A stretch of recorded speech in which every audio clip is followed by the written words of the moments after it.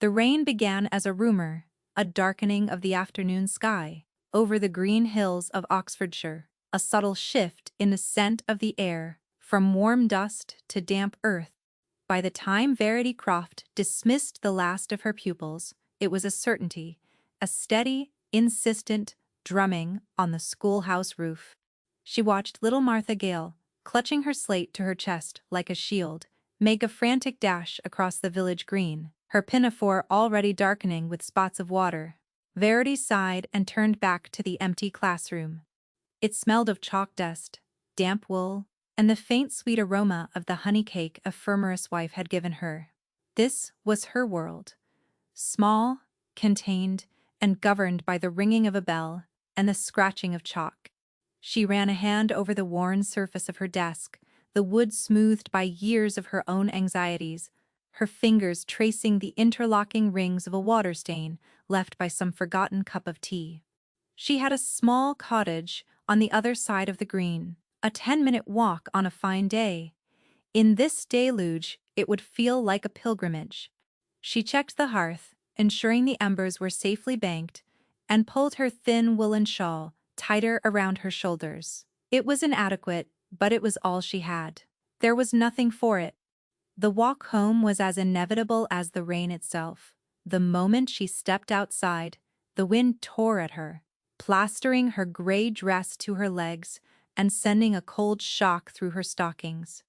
The neat paths of the village had dissolved into muddy streams, and the green was a churning lake of grass and water. She lowered her head, clutching the shawl at her throat, and began to walk, her worn leather shoes instantly soaked. Each step was a small, miserable victory against the wind and the driving water. She was halfway across the green, a lone, dark figure against the furious gray, when the sound of hoofbeats and churning wheels cut through the storm's roar. A carriage, impossibly grand for their small village of Ashford, was pulling to a halt beside her. It was the color of midnight, its lacquer gleaming even in the dim light. The crest on its door, a golden splash of griffins and crowns. The Duca's carriage, a footman in impeccable livery, leapt down, somehow managing to hold a large black umbrella against the gale. He opened the carriage door, and a voice, rich and laced with an infuriating amusement, called out from within, "Ah, it appears you are having a rather dreadful time of it, madam. Might I offer you a lift?"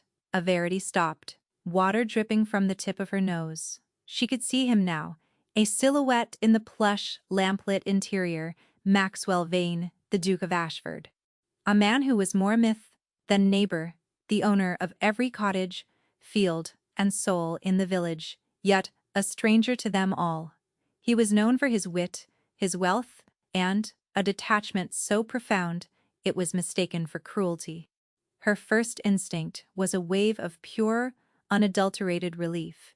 To be inside, dry and warm, to be delivered to her door like a lady. It was a sirena's call, but then the cold reality set in, a chill that had nothing to do with the rain. She was the village schoolmistress. He was the Duke. Accepting such a favor from such a man was not a simple act of charity. It was a transaction. It would be noted, whispered about, and filed away. Her quiet, fiercely guarded independence was the only thing of value she possessed. It was not for sale, not even for the promise of warmth. "A thank you, your grace," she called back, her voice thin against the wind. "But I am quite all right." There was a beat of silence from the carriage, a stillness so profound it seemed to suck the sound of the storm into it. The footman looked from her to the Duke, his expression one of polite disbelief. You are quite clearly not a hall writer." The Duca's voice came again, the amusement now sharpened with impatience. You are drowning. Do not be ridiculous. Get in." Ridiculous. The word landed like a stone. She was being ridiculous for refusing to indebt herself to a man who saw her as little more than a piece of sodden landscape. The anger that rose in her was a surprise, a small hot coal in the icy misery of the afternoon.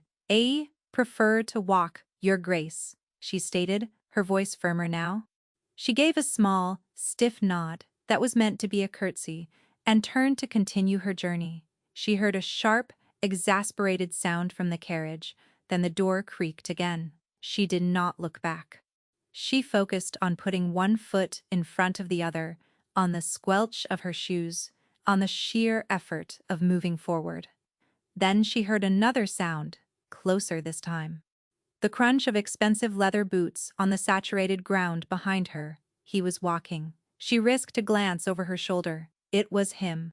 The Duke of Ashford had abandoned the warmth and splendor of his carriage, and was now walking in the pouring rain, without a coat, his immaculate shirt already soaked through, his dark hair plastered to his forehead. The footman and the carriage were frozen in place, a tableau of astonished disbelief. He caught her eye and gave a small, mocking incline of his head. "If you insist on walking," he said, his voice carrying easily, now that he was only a few feet away, "the least I can do is offer my company. It is, after all, my reign." To understand why a woman of sense would refuse the shelter of a duca's carriage in a downpour, and why that same duke would abandon it to walk beside her, one had to go back 3 days to a quiet corner of the ducal estate where Verity Croft was grappling with a ghost. The ghost was not of a person, but of a promise. 3 years prior, in another town, another life, she had been a teacher at a small but respectable Lydia Academy. One of her pupils, a bright, fragile girl named Eliza, had been deeply unhappy at home. Verity had seen the signs, the bruises of the spirit, if not the flesh. She had offered comfort, had promised to speak to the girl's parents, to find a way to help, but she had been young and timid and had waited too long. By the time she gathered her courage, Eliza had run away, seeking an escape she never found. The girl's body was recovered from a river 2 weeks later. The official verdict was accidental drowning, but Verity knew better. She had failed her. Her inaction was a stone she carried in her heart, a constant, private weight of guilt. She had left the academy, unable to bear the sight of the other girls' hopeful faces, and had come to Ashford seeking anonymity and a chance to do some small, quiet good. Her little school for the tenants' children was her penance. Here, she would not fail. Here, she would be vigilant. She would keep every child safe, even if it was the only thing she ever accomplished. This fierce, protective instinct was what had brought her to the edge of the ducal woods 3 days before the storm. One of her students, young Thomas, had spoken of a secret forte deep in the woods near the old quarry. It was a place the children were expressly forbidden from going, a place of steep, crumbling cliffs and deep, dark water, and Thomas, a boy with more bravado than sense, had not been in school that day. A knot of cold dread had tightened in Verity's stomach. She had dismissed her other pupils and set off immediately, not even stopping to fetch a wrap. The woods were dense and tangled, the path quickly disappearing into a thick undergrowth of ferns and brambles. She pushed on, ignoring the thorns that snagged her dress and scratched her arms. The weight of her past failure drove her forward. She would not be too late this time. She found him near the quarry's edge, perilously close to the drop, trying to retrieve a toy soldier that had fallen onto a narrow ledge. He was crying, his small face streaked with dirt and fear. "A Thomas," she had called, her voice sharp with a mixture of terror and relief. He had startled, slipping on the loose shale. For a heart-stopping moment, he teetered, his arms windmilling. Without a second thought, Verity had lunged, grabbing the back of his shirt and hauling him backwards, tumbling them both into a patch of damp moss and mud. She had held him for a long moment, her heart hammering against her ribs. His small, trembling body clutched in her arms. She had not scolded him. She had simply held him until his sobs subsided. Then she had stood, brushed them both off as best she could, and taken his hand. "Let us go home, Thomas," she had said quietly.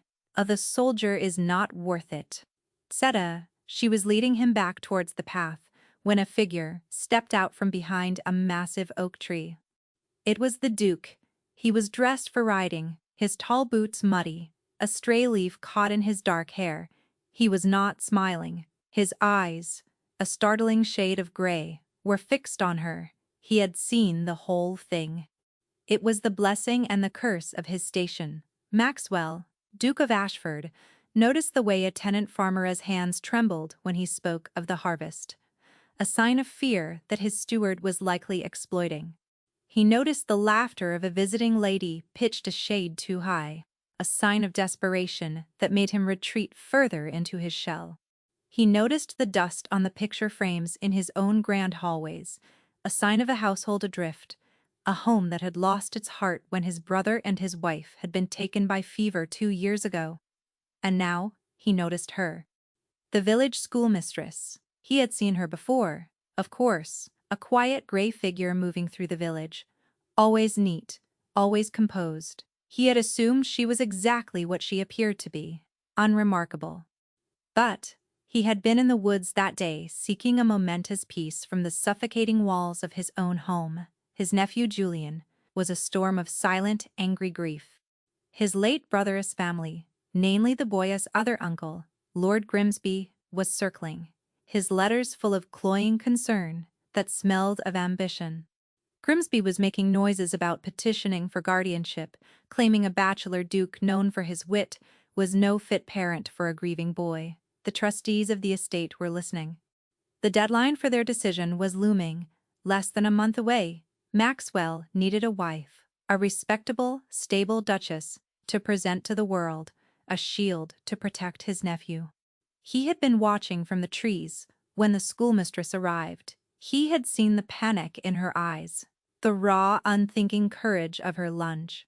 He had seen the gentleness with which she held the crying boy, the absence of anger, the quiet strength in her voice. He had seen her scratched hands and the mud staining the hem of her simple dress. She had not been performing. She had not known she was being watched. In that moment, she was not the unremarkable schoolmistress. She was something else entirely, something real.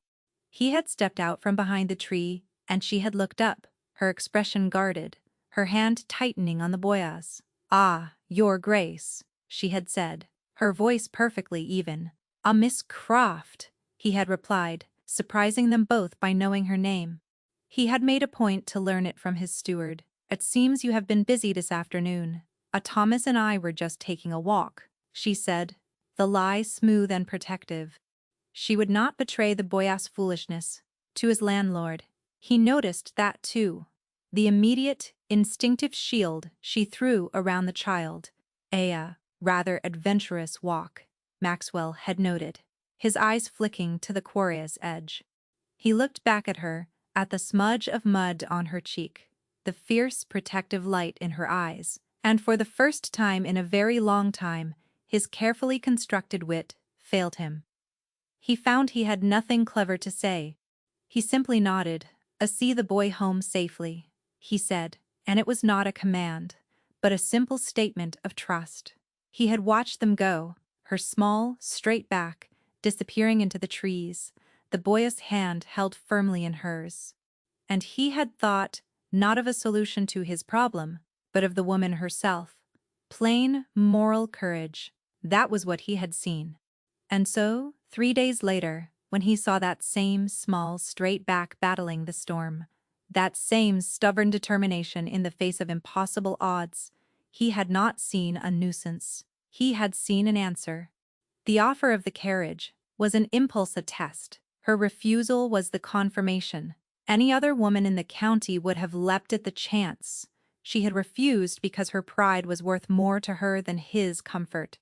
Which is why he now found himself walking beside her, soaked to the bone, a slow smile touching his lips for the first time that day.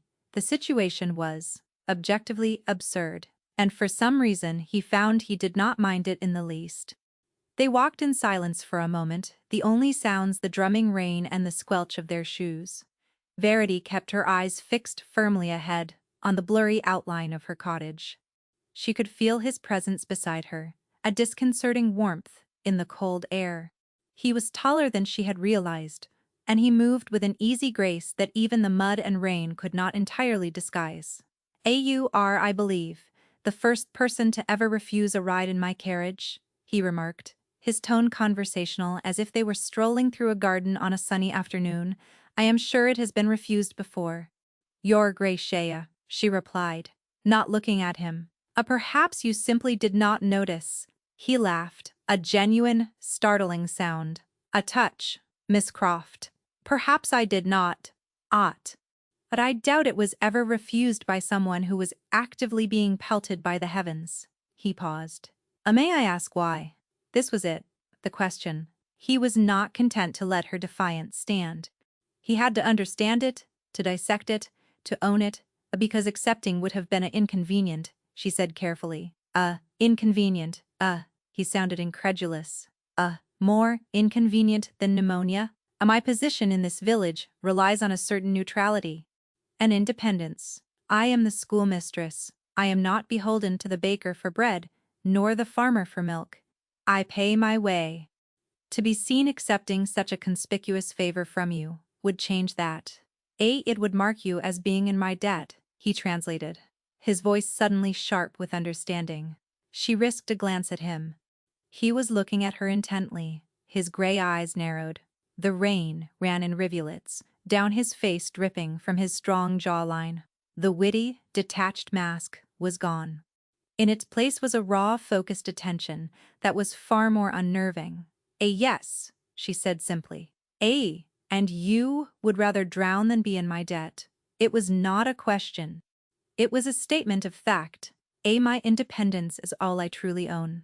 Your Grace, it is not a thing I part with lightly. He was silent for a long time. They had reached the edge of the green, and her small cottage was now visible, a plume of smoke rising bravely from its chimney. The light in the window was a welcoming yellow smudge in the gloom. You are a very unusual woman, Miss Crofta, he said at last, his voice low. I have been called worse things, she replied, a hint of her own dry irony surfacing. Self-sufficient. The word for a horse that does not need to be fed.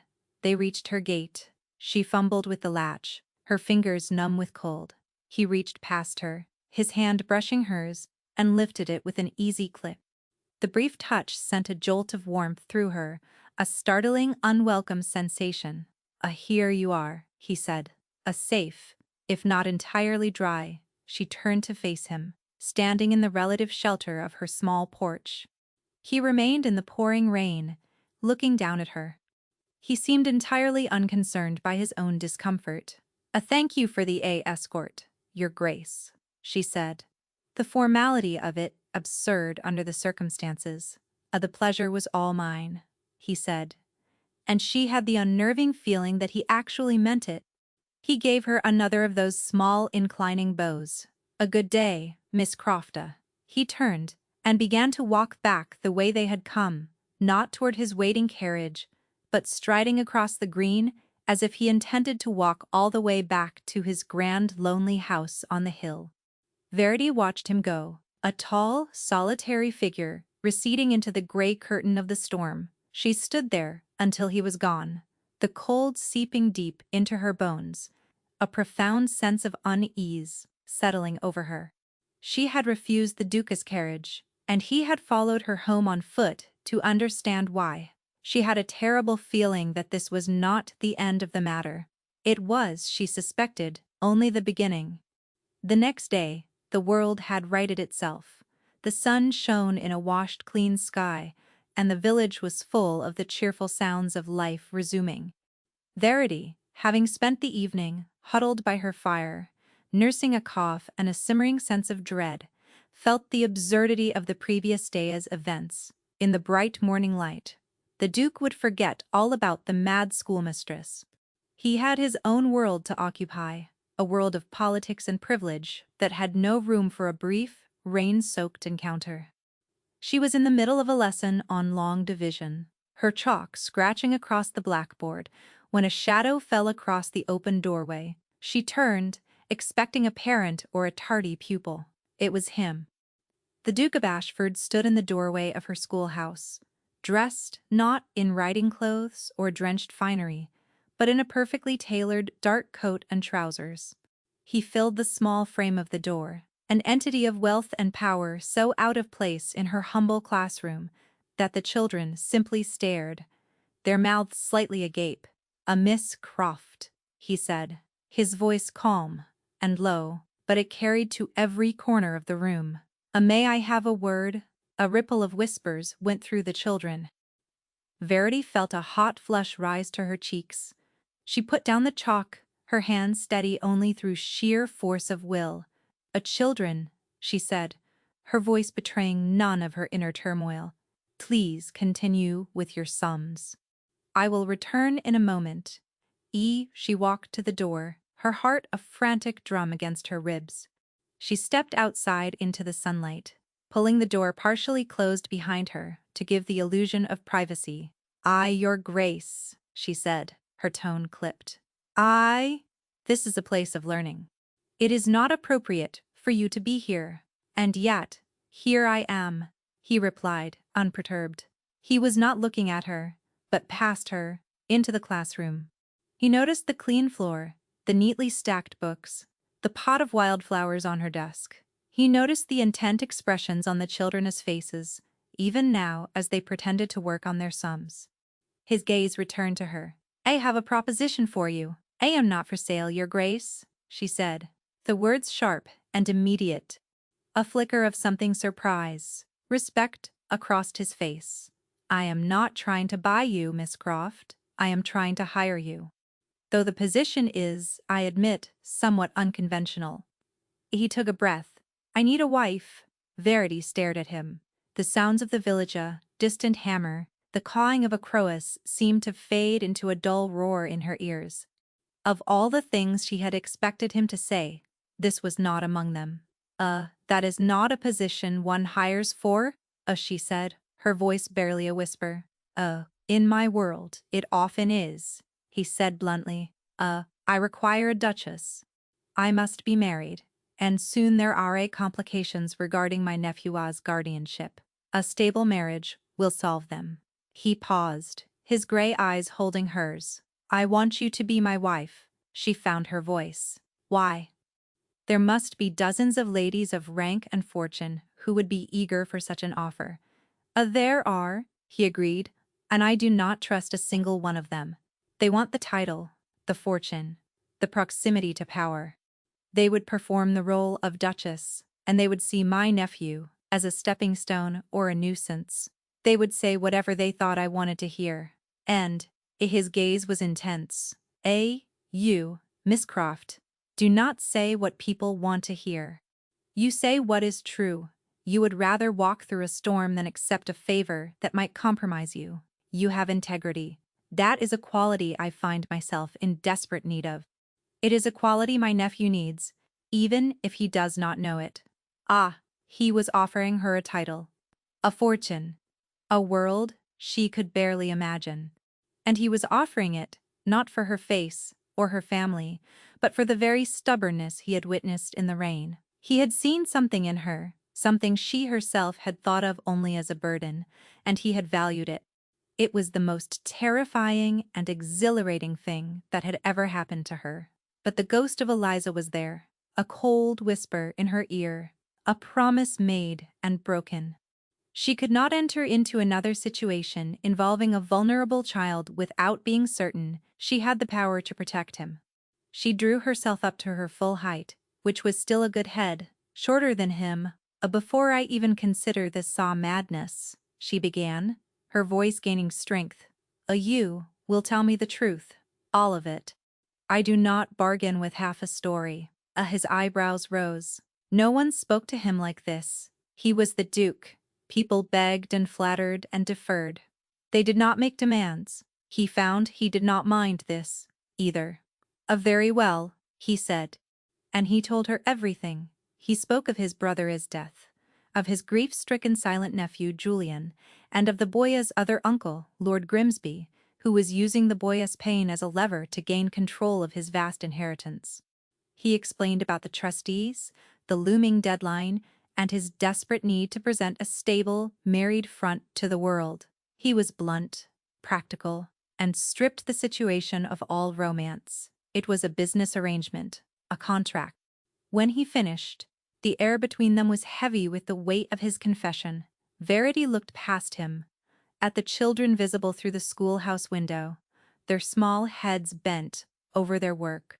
She thought of Julian, a boy she had never met, alone in that great cold house. His grief, a fortress no one could breach. If I were to agree, she said slowly, thinking her way through it, there would be conditions. I would expect nothing less. Maxwell said, a ghost of a smile on his lips. A first, as she said, meeting his eyes. I will not be a prop. I will not be a name on a piece of paper, ignored until needed. If I am to be the Duchess of Ashford, I will have the authority that comes with the title. Especially concerning the household and the nursery. Ah, agreed a second. Your nephew, Julian, comes first. His well-being is the only reason I would even contemplate this. My primary duty will be to him, not to your social calendar. Ah, that is precisely what I am hoping for, he said, his voice quiet. Third, she continued, her voice dropping slightly, we will not pretend. There will be no performance of affection between us for the benefit of others. We will be partners in this venture, nothing more. A respectful alliance. He hesitated, for a fraction of a second, agreed, and last, she said, the word catching in her throat as she thought of Eliza. The memory of his parents. They will not be erased. His mother's rooms will not be redecorated. His father's portrait will not be moved to a dusty corridor. Grief must have its space to breathe. We will not build his future by burying his past. At this, he went very still. He looked at her, and for the first time, she saw not a duke, not a witty cynic, not a man making a desperate bargain, but simply a man who was tired and lonely, and in over his head. The shield of his wit was gone, and in its place was a raw vulnerability that mirrored her own. He had expected her to ask for jewels, for an allowance, for guarantees for her own future. Instead, she had asked for authority to do the job, for the primacy of the childless needs, for honesty, and for the dead to be honored. She had, in a few short sentences, laid out a blueprint not for a marriage of convenience, but for the creation of a home. Miss Crofta, he said, and his voice was thick with an emotion he could not name. Your conditions are more than I could have hoped for. He cleared his throat. I agree to them all. Without reservation, a deal had been struck, not in a solicitor's office with papers and ink, but in the sun-drenched doorway of a village schoolhouse. Verity looked at the man before her, this stranger who would be her husband, and felt a terrifying lurch in her stomach. She was about to step out of her small, safe world and into the heart of a storm, far greater than the one she had walked through the day before. The crime was that she had been chosen first. She felt it the moment she stepped across the threshold of Ashford Manor. The house itself seemed to hold its breath. It was a vast, cold place, a museum of grief.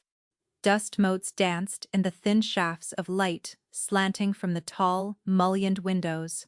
The air was still and smelled of beeswax and old stone.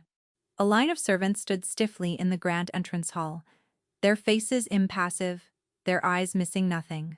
They looked at her, at her simple traveling dress, and then at the Duke beside her, and a silent judgment was passed. He had bypassed ladies of wealth and title, women who understood this world, and had chosen her the village schoolmistress, a nobody. And then there was Lord Grimsby. He was there to greet them, having coincidentally been paying a visit. He was a handsome man, silver-haired and impeccably dressed, with a warm smile that did not reach his eyes. He took Various' hand and bowed over it with a flourish of charm. Miss Crofta, he said, his voice like warm honey, my nephew has told me his surprising news. Welcome to Ashford. We are all so intrigued to make your acquaintance. The word intrigda was a tiny, poisoned dart. He was not welcoming her. He was classifying her as a curiosity, a specimen to be examined. Verity felt the Duke stiffen beside her. A Verity will be the new Duchess of Ashford. Uncle, Maxwell said, his tone clipped and cool. My wife? Of course. Of course. Grimsby said smoothly, releasing her hand. A bold choice. Maxwell? A very modern choice. I am sure the trustees will be fascinated. He was the enemy, and he wore the face of a friend. Verity gave him a small, polite smile. I hope to be of service to the family, my lord. Especially to young Julian. Grimsby's smile tightened almost imperceptibly. Yes, Julian, a sensitive boy. He has been through so much. He will require a very delicate touch. The unspoken addendum hung in the air.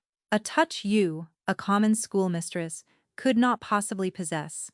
Julian himself was the heart of the cold house.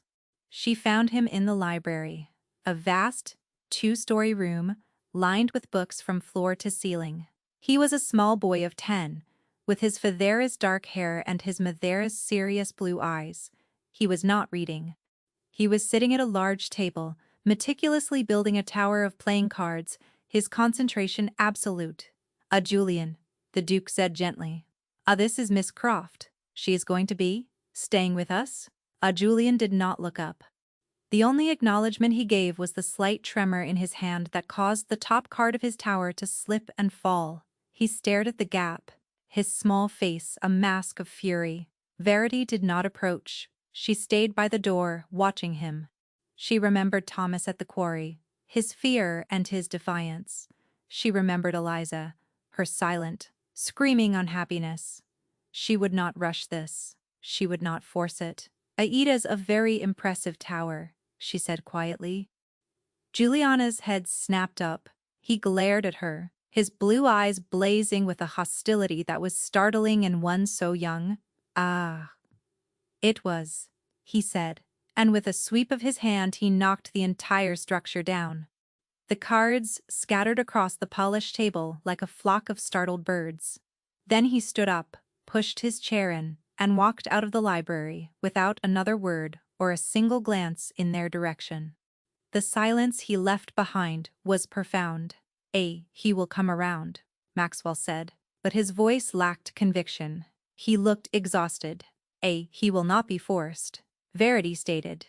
He will grieve in his own way, in his own time. All we can do is be present when he is ready." She stayed. That became her strategy, her creed. In a house that had been defined by departure, the death of its master and mistress, the flight of a dozen governesses and tutors, who could not handle the silent, angry boy of Verity's great, radical act was to stay. She did not try to fill the late Duchess's shoes. As promised, she left her rooms untouched, a quiet, sunlit shrine on the second floor, when the housekeeper, a stern woman named Mrs. Gable, asked what was to be done with the late Duchess's portrait in the long gallery. Verity's instruction was simple. Clean the glass," she said, "and ensure it always has good light." She saw the flicker of surprise in the older woman's eyes. She did not try to be a mother to Julian. She became a quiet presence in his life. She learned that he was not just angry, he was brilliant. The tutors had tried to teach him rote lessons, and he had scorned them. Verity saw the complex diagrams he drew in his notebooks, fantastical machines and intricate maps of imaginary worlds. One afternoon, she entered the library to find him struggling with a book on celestial mechanics, his brow furrowed in frustration. The differential is miscalculated in that edition," she said, walking over to the shelves. It was a known printing error." She pulled down another. "And it explains the principle of orbital resonance far more clearly." She placed the book on the table beside him and walked away, leaving him to it. She did not wait for a thank you. She did not hover. She simply provided the tool he needed and trusted him to use it. From her seat by the fire, she later saw him open the new book, his finger tracing the lines of a complex equation, a flicker of intense concentration on his face. It was the first crack in the ice. Her relationship with Maxwell was just as tentative. They were two strangers navigating a shared, impossible space. They dined together each evening in the cavernous dining hall, the long polished table, a vast empty sea between them. Their conversation was polite, stilted, focused on the estate, the weather, the news from London. He maintained his armor of light, cynical wit, and she her quiet guarded composure. But she watched him. She saw the way his eyes followed Julian whenever the boy was in the room, a mixture of love and helpless frustration. She saw the lines of exhaustion around his eyes. When he returned from meetings with his solicitors, he was fighting a battle for his family, and he was fighting it alone. One evening, a storm rolled in, a mirror of the one that had brought them together. The wind howled around the corners of the great house, and rain lashed against the windows. The power of it seemed to find its way inside, rattling Julian. Verity found him in the long gallery, standing before the portrait of his mother. She was a beautiful woman with kind eyes and a gentle smile. He did not seem to notice Verity's approach. He was humming, a small, sad, tuneless sound. It was her favorite hymn, he whispered, his voice so soft she barely heard it. As she used to sing it during storms. She said it made the thunder sound like a drumline for the angels. Verity stood beside him, her hands clasped in front of her. She knew the hymn. It was an old, simple one. Quietly, she began to sing the first verse. Her voice was not beautiful, but it was clear and true. When through the deep waters I call thee to go, the rivers of sorrow shall not overflow. Julian fell silent, listening. He did not join in, but he did not run away. He simply stood there, beside her, and listened as she sang the song his mother used to sing. When she finished, the silence that returned was different. It was not empty. It was filled with a shared memory. He reached out, his small fingers barely brushing the sleeve of her dress. It was the first time he had initiated any kind of contact. Thank you," he mumbled, and then he turned and fled. Verity stayed where she was, her hand covering the place on her sleeve he had touched. A warmth spread through her chest, fierce and protective. This was what she was here for. This was the promise she would keep. Later that night, she found Maxwell in the library, a glass of brandy in his hand, staring into the fire. He looked up as she entered. Mrs. Gable told me what you said about the portrait. He said, his voice rough. About the light. She was a beautiful woman, Verity said softly. She should be seen. My brother loved her very much, he said, his gaze returning to the flames. After they were gone, it felt easier to close the doors, to let the dust settle. I thought I was protecting him. Protecting myself. He took a long swallow of his brandy. I think perhaps I was just burying us all alive. It was the first crack in his armor. The first time he had spoken of his grief, not as a complication or a problem to be managed, but as a wound. You cannot bury grief. Your Grace, of Verity said, it is not a seed. It will not grow into something else. It simply waits. He looked at her, then, his eyes dark and searching in the firelight. The witty Duke was gone. The cynical Lord was gone. In his place was just Maxwell, a man in a cold, lonely house. You are right, of course. He said, you are always, infuriatingly, right. He gestured to the chair opposite him. Stay, please. It was a plea, and so, she stayed. She sat with him in the firelight, in a comfortable silence. Two solitary people who were, for the first time, beginning to feel a little less alone. The thaw had begun. But outside the warm circle of the library, the world was still cold, and enemies were still gathering. The first true sign of warmth in the house was laughter. It was Juliana's, a sudden, bright peal of it that echoed from the conservatory. Verity and Maxwell, who were in the hall discussing menus with Mrs. Gable, both froze. It was a sound that had not been heard in Ashford Manor for 2 years. They found him, with his head bent over a complex model of a water clock he and Verity had been designing, a project born from the book on celestial mechanics. A small tube had come loose, spraying a fine jet of water directly onto the face of his new tutor, a young, earnest man from Cambridge whom Verity had hired. The man was sputtering, wiping his spectacles, while Julian was helpless with mirth. Instead of scolding, Verity simply handed the tutor a handkerchief. A slight miscalculation in the pressure gradient, I believe. Julian, she said, her own lips twitching. Julian looked at her, his eyes still dancing. I believe so, Duchess, he said. He had never called her that before. It was not a Miss Crofta. It was not a mamma. It was something else. A title. A recognition of her place. It was respect. Maxwell stood in the doorway, watching. He saw the easy camaraderie between his nephew and his wife. He saw the life returning to the boy's eyes. He saw Verity, not as the solution to his legal problem, but as the architect of this new, fragile peace. His carefully constructed world had been transactional. He had needed a wife, she had needed he still wasn't sure what she had needed. But what they were building together felt nothing like a transaction. It felt like a home. He began to find reasons to be near her. He would appear in the schoolroom, ostensibly to check on Juliana's progress, and would stay for an hour, listening to her explain a point of history. He would join her for her afternoon walks in the garden, their conversations moving from the polite and practical to something more personal. She told him about her childhood, the daughter of a country clergyman with more books than money. He told her about his own, overshadowed by his older, more responsible brother, the brother he had loved and envied, and now desperately missed. He discovered she had a dry, sharp wit that she deployed sparingly like a secret weapon. One afternoon, a pompous local magistrate was visiting, droning on about his own importance. A one sometimes feels, a Verity murmured to Maxwell so quietly, only he could hear, that he was born to address a public meeting, and has simply been waiting for one to assemble around him. He felt a lightness in his chest he had not experienced in years. It was a dangerous feeling. It felt like hope, the seeds of affection, planted in the rain and nurtured in the cold house, were beginning to grow.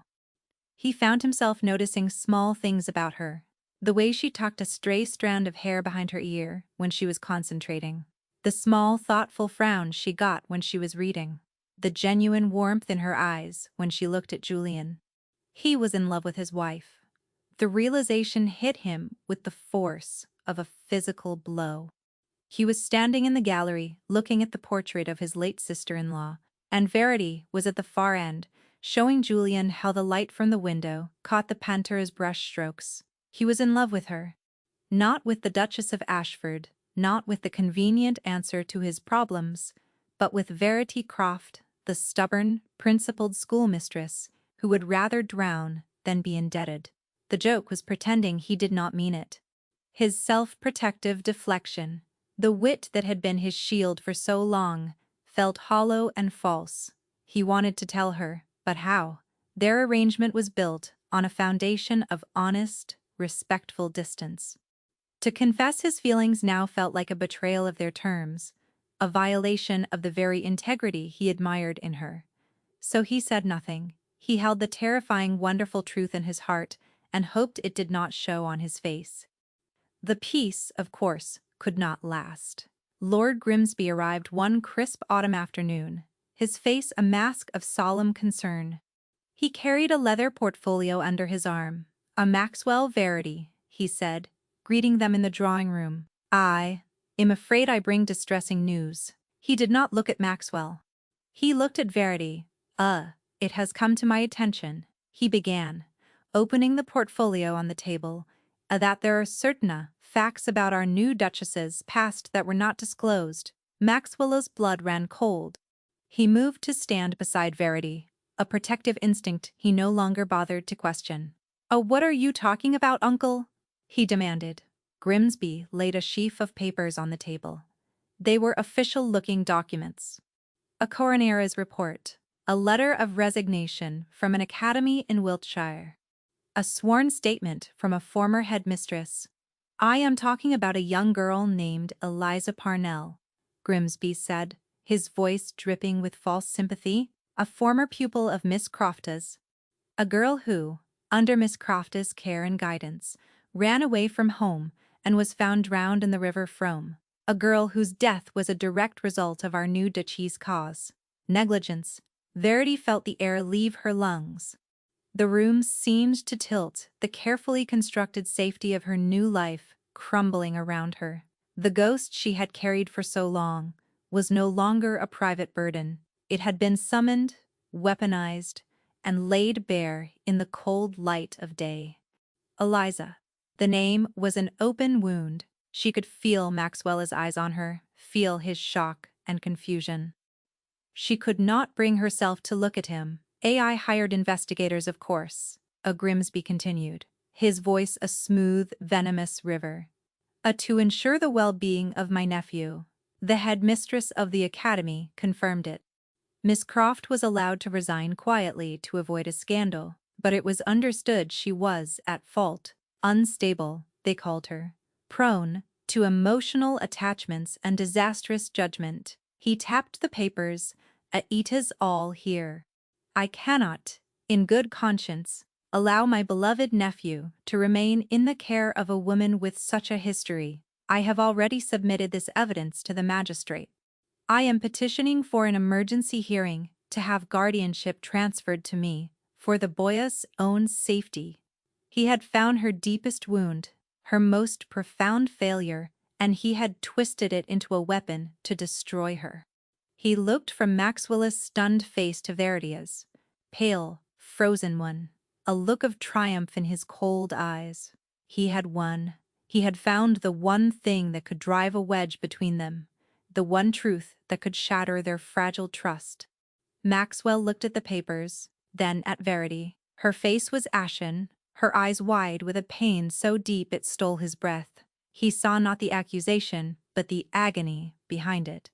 He remembered her in the woods, her frantic lunge to save Thomas, the raw terror in her eyes. He remembered her quiet insistence that they honor the dead, that they not bury grief. He remembered her singing a hymn to a sad little boy in a dark gallery. This was the woman Grimsby was calling. Negligent, unstable, a danger. A get out. A Maxwell, said his voice dangerously quiet. Grimsby blinked, taken aback. A Maxwell, I am only trying to protect the boy. I said. Maxwell repeated, taking a step forward, his hands clenched into fists at his sides. I get out of my house. Now. The fury in his voice was absolute. Grimsby, seeing his victory, snatched away, gathered his papers with a trembling hand. You will regret this, Maxwell. The court will see the truth. He shot a last, venomous look at Verity. A may be blinded by you, but the law will not be. He swept out of the room. The door closed behind him, leaving a echoing silence. Verity was still standing by the table, her hand resting on the back of a chair to keep herself upright. She was shaking. She could not look at Maxwell. She had brought this disaster upon them. Her past, her failure, was about to cost him his nephew. A Verity, he said, his voice soft now. Aida's true, she whispered, her eyes fixed on the floor. What he said about Eliza? I was her teacher and I failed her, and now I have failed you too. She finally looked up at him, her eyes swimming with unshed tears. She expected to see doubt, anger, accusation. Instead, she saw a deep, unwavering certainty. He crossed the space between them in 2 strides. He did not touch her. He simply stood before her, his presence, a shield. You did not fail me, he said, his voice firm. You have done nothing but save this family from the moment you walked through that door. He took a breath. Did you fail her? The question was direct, honest. He was not asking for a denial. He was asking for the truth she had taught him to value. She swallowed hard, the tears finally spilling over, tracing paths down her pale cheeks. Yes, she whispered. Did. I was too slow, too afraid, and she died. It is a lesson I have carried every day since. He reached out then, not to comfort her, but to gently cup her chin, lifting her face to his. His thumb brushed away a tear. Then we will use that lesson, he said, his voice a raw promise. We will go to that hearing, and we will tell the truth, all of it. His lies cannot stand against your truth. I will not let them. He was not her employer. He was not her partner in a transaction. He was her ally, her defender. He was the man who had followed her into the rain. And he was not leaving her to face this new storm alone.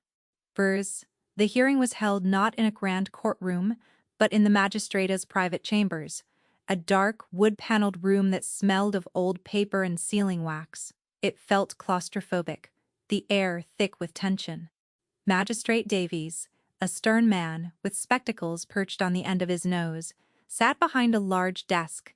Lord Grimsby and his solicitor sat on one side, a neat pile of documents before them. Verity and Maxwell sat on the other.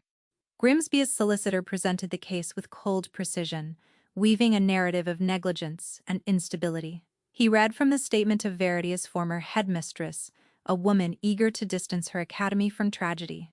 He presented the coroner's report. He painted a picture of Verity as a dangerously emotional and irresponsible woman, unfit to be near a vulnerable, grieving child.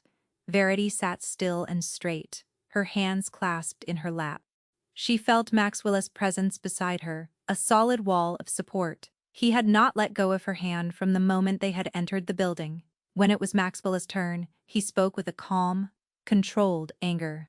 He spoke of Verity's work at the school, of her patience with Julian, of the life and warmth she had brought back to a house frozen in grief. He spoke of honoring the dead, not erasing them. But it was his word against Grimsby's carefully curated evidenza. Your Grace, the magistrate said, his expression troubled. Your loyalty to your wife is admirable, but these are serious allegations. The death of a child is not a matter to be taken lightly. He turned his gaze to Verity, a duchess. Do you have anything to say in your own defense? This was the moment. The room was silent. Grimsby leaned forward, a smug, predatory gleam in his eye. He expected tears, denials, hysterics. He expected her to crumble. Verity took a slow breath and stood. She did not look at Grimsby. She looked directly at the magistrate. I have no defense, sir, she said, her voice quiet but clear, carrying to every corner of the room. A gasp went through the room. Maxwell's hand tightened on hers. What I have, she continued, her voice gaining strength. A confession, Lord Grimsby's. Facts are for the most part correct. I was Eliza Parnella's teacher. I knew she was in distress. I failed to act in time, and she died. I resigned my post, because I was no longer fit to hold it, because I had failed in my most sacred duty. She paused, letting the weight of her admission settle. Grimsby's smile was triumphant. He had her. Is also correct that I am not fit to be the Duchess of Ashford? Verity said. I have no training for it. I do not know the rules of society. I am not a lady of rank or fortune. She took another breath, and her gaze swept from the magistrate to Grimsby, and finally to Maxwell. But he is wrong about one thing. He is wrong that I am a danger to Juliana. She stepped forward, letting go of Maxwell's hand. She stood alone in the center of the room, owning the space. This was her declaration. The person who is a danger to a child is the one who has never known failure, the one who has never been tested, the one who has never had their heart broken by their own inadequacy. That person has no wisdom. That person has no caution. Her voice was ringing with a passion that silenced everyone. I am not that person. I know what failure feels like. I live with it every day. The memory of Eliza is not a story for me to forget. It is a lesson branded on my soul. It is the very reason I will never ever fail another child. It is the reason I have the patience to sit with a boy in his grief and not demand he perform happiness for my comfort. It is the reason I honor his mother's memory instead of trying to replace it. My past failure is not my weakness, my lord. It is the single greatest qualification I have for this task. She looked directly at Grimsby, her eyes blazing with a righteous fire. You speak of protecting Julian, but you see him as a prize to be won, an inheritance to be controlled. You have used my deepest pain as a weapon, in your ambition. You are not fit to speak his name, let alone be his guardian. Ah, she had claimed her place.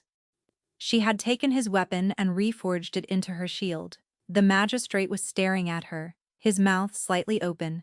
Grimsby was pale, his smugness replaced by a look of pure shock. He had expected a mouse. He had found a lioness. As the silence stretched, the door to the chambers opened. A clerk slipped in and whispered something to the magistrate.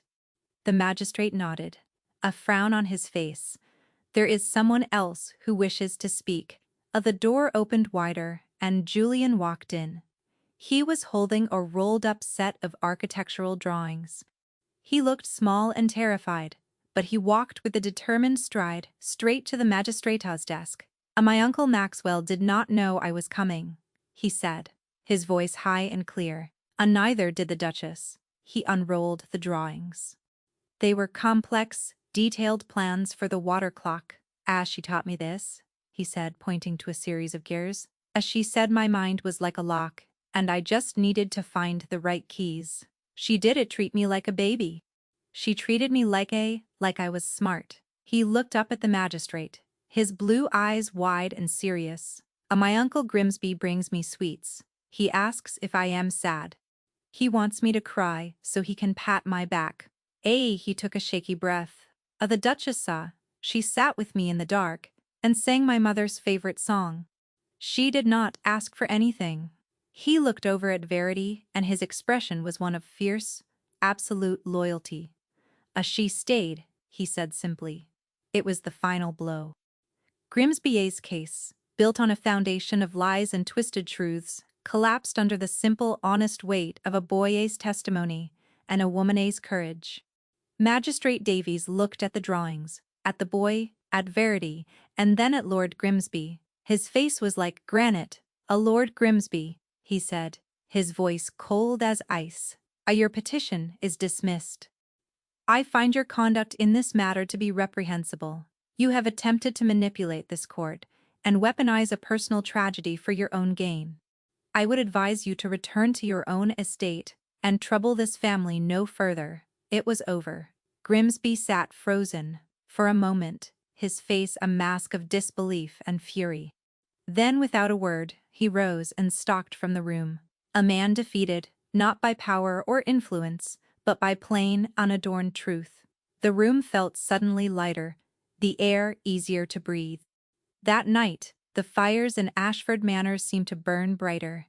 The victory was quiet, but profound. Julian, exhausted but triumphant, had fallen asleep over a book in the library, a small, peaceful smile on his face. Verity had tucked a blanket around him before retreating to the drawing room, her mind still reeling from the day's events. She was standing by the window, looking out at the moonlit gardens, when Maxwell entered. He came to stand beside her. The silence between them, comfortable, familiar. "He called you Duchy Maxwell said softly. "In the conservatory. And again today. He has accepted you." He accepted the person who sang his mother's hymn," she corrected gently. The title is incidental. Nothing about you is incidental, Verity," he said, his voice rough with emotion. He turned to face her, his expression serious in the dim light. When Grimsby laid out those papers for a second, I was afraid. Not that it was true, but that the lie would be strong enough to take you from me. To take you from Julian Hes." He reached for her hands, his grip warm and firm. "I proposed this arrangement as a transaction. I told myself I needed an ally with integrity. It was a cold, calculated bargain, and I was a fool." He shook his head, his eyes searching hers. "I did not need an ally, Verity. This house did not need a duchess. We needed a heart. You came into this cold, silent place, and you taught it how to beat again. You became its heart. You became mine." Her own heart seemed to stop. The words she had longed to hear, the words she had forbidden herself from hoping for, were being spoken. But the old fear, the old habit of self-protection, was still there. "Your Grace, Maxwell, she said, her voice trembling slightly. Ah, do not say this if it is only gratitude. I could not bear that. I do not want to be a debt that you feel you must repay with kindness. Ah, gratitude. He gave a short, humorless laugh. Ah, gratitude is what I feel for Magistrate Davies. It is a polite, tidy emotion. He lifted one of her hands and pressed it against his chest. Over his heart. It was beating, strong and steady. This is not tidy, Verity, and it is anything but polite. I love you. I love you for your stubbornness, for your courage, for the way you see the world, not as it should be, but as it is. And you are not afraid. I love you for walking in the rain. He was Maxwell, not the Duke, not her partner in a bargain. Just Maxwell, and he was laying his heart, his true, unguarded heart, at her feet. The last of her own walls crumbled. The fear, the guilt, the long years of believing she was merely useful, not wanted, all washed away in the tide of his confession. I kept the lesson from Eliza, she whispered, tears she did not bother to hide shining in her eyes. But I learned a new one here. I learned that a house is not walls and a roof, but the people within it. And a home is a place you are not afraid to be your whole self. She looked up at him, her love for him, an open, shining thing on her face. I am home. Maxwell. He searched her face, seeing the truth of her words reflected in her eyes. Call me Maxwell, he had said. And now she had. He leaned in, his movements clumsy and uncertain, as if he had forgotten how. This was not the practiced kiss of a worldly duke. It was the first real kiss of a man who had been lost and was now finally found. It was hesitant, and then it was deep, and it was full of the unspoken things, of rainy afternoons and firelit silences and hymns sung in the dark. It was the sealing of a new contract, one not of convenience, but of absolute, unconditional love. A year later, Ashford Manor was a different place. The grand rooms were filled with light and air, the curtains drawn back, the windows thrown open to the gardens. The sound of Juliana's laughter was a common music in its halls, often accompanied by the excited barking of the puppy Maxwell had given him for his birthday. The late Duchessa's portrait still hung in the long gallery, the glass clean, the light upon it always good. Sometimes Julian would stand before it, and Verity would stand with him, and they would talk about her, her kindness, her love of music, the way she smiled. The dead were not buried, they were remembered. They were part of the story. Lord Grimsby had retired to the continent, his reputation in the county ruined. He was a ghost of a different sort, a cautionary tale whispered at dinner parties, a man who had mistaken ambition for love and lost everything. One crisp autumn evening, the anniversary of the day she had walked home in the rain, Verity was in the library with Maxwell. Julian was asleep upstairs. A fire crackled in the hearth. She was curled in a large armchair reading, and he was at his desk, ostensibly working on estate papers, but mostly just watching her. I am exceedingly glad you refused my carriage, he said, breaking the comfortable silence. She looked up from her book, a small smile playing on her lips. You would have gotten your boots wet for nothing. He shook his head, his gray eyes soft and full of a deep abiding love. No, he said. I would never have learned what it was to come home. She closed her book and went to him, perching on the arm of his chair. He wrapped his arms around her waist, pulling her close, resting his head against her. She was not a replacement. She was not a bargain discharged. She was the woman who had walked into a house full of silence and taught it how to sing again. She was the one who, when everyone else had fled, had chosen to remain. She stayed. What did you think of Verity's courage at the hearing? Let us know in the comments below. We love hearing from you, especially where you're watching from. Your support means the world to us. So please don't forget to like this story and subscribe to our channel for more tales of love and honor. We have another wonderful story coming for you tomorrow, and we can't wait to share it with you.